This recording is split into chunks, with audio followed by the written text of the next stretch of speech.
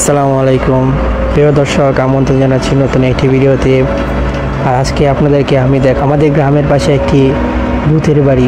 মূলত এটি হচ্ছে একটি ভাঙা বাড়ি, কিন্তু লোকমুখে শোনা যায় এখানে নাকি সন্ধ্যা হলে ভূতের আনাগোনা ভারী। সেই কারণে আজকে আমি যাচ্ছি এই বাড়িতে। এই বাড়িতে যাওয়ার জন্য আমাকে প্রথমে যেতে হবে কিছু জঙ্গল পেরিয়ে। তো আমি জঙ্গল পেরিয়ে সামনে এগোলাম, সামনে দেখতে পেলাম একটি ভাঙা বাড়ি। মূলত এটি হচ্ছে মানুষের লোকমুখে শোনা ভূতের বাড়ি। এই ভাঙা বাড়িতে ওঠার আগেই আমাকে আমন্ত্রণ জানালো একটি সাপ। হঠাৎ করে সাপের ছু শব্দে আমি আটকে গেলাম পথ। তারপর দাঁড়িয়ে কতক্ষণ দেখলাম সাপের আনাগোনা।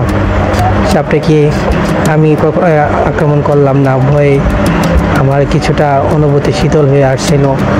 কারণ আমি গিয়েছিলাম দুপুরবেলায়, সে সময় মানুষজন না থাকলেও সূর্যের আলো ফুটফুটে আলোতে এই বাড়িটি ফর্সা হয়েছিল।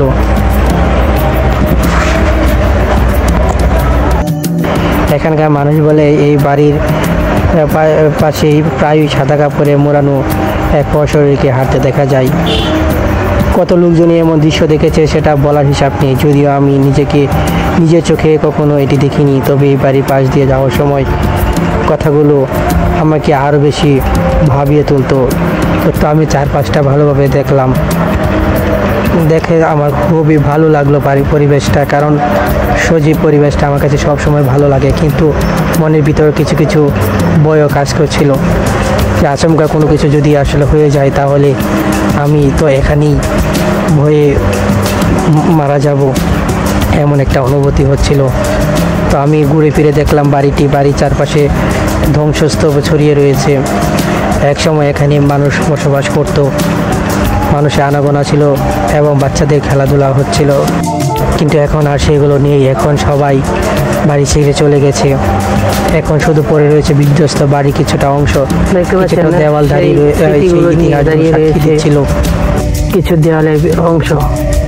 এখানকার মাটিগুলো আসলে ভেঙে যাচ্ছে, আপনার ধরলেই ভেঙে যাচ্ছে। এগুলো বৃষ্টি যখন পড়ছে তখন এগুলোর ভিতরে পানি ঢুকে এগুলো ক্ষয় হয়ে শুরু হয়েছে। দেখতে পাচ্ছেন যে বাড়িটি প্রায় ধসে যাচ্ছে। একসময় এই বাড়িটি আর থাকবে না, হয়তো বা সেটি কাল পরিক্রমায় একবারে নিঃশেষ হয়ে যাবে, কিন্তু মানুষের স্মৃতিগুলো এখানে রয়ে যাবে। হয়তোবা যারা এখান থেকে ছিল, বসবাস করছিল, তারা এখন অন্য জায়গায় বসবাস করে, কিন্তু তাদের হয়তোবা কোনো এক সময় সেই চিত্রগুলো মনে পড়ে যেখানে পরিবার নিয়ে বসবাস করছিল এই বাড়িটিতে। এখন বাড়িটি শুধু স্মৃতি জড়িয়ে রয়েছে, কোনো মানুষজন নেই। দেখতে পাচ্ছেন এখানে যে গাছগুলো রয়েছে সেগুলো গাছগুলো যে আপনার দেয়ালে আটকে গেছে, একটি ভয়ঙ্কর একটি রূপ ধারণ করেছে এই বাড়িটি। দর্শক, আমি এখন এই বাড়িটির উপরে উঠবো। এটা একটি ভূতের বাড়ি। বলা হয় যে যেখানে মানুষজন না থাকে তখন বললে ভূতের বাসা, মানে তাও দেখি। তো আমি এখানে ওঠার চেষ্টা করলাম, একবার চেষ্টার পর আমি উঠে পড়লাম এই উপরে। আমি এখান থেকে উপরে উঠিয়ে তারপর দেখলাম যে বাহিরের দৃশ্যগুলো দেখলাম।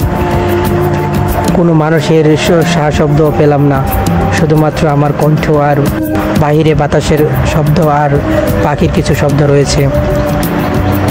তো আমি এভাবে অনেকক্ষণ এই বাড়িটিকে পরিদর্শন পরিদর্শন করার পরে আমি যখন উপরে উঠলাম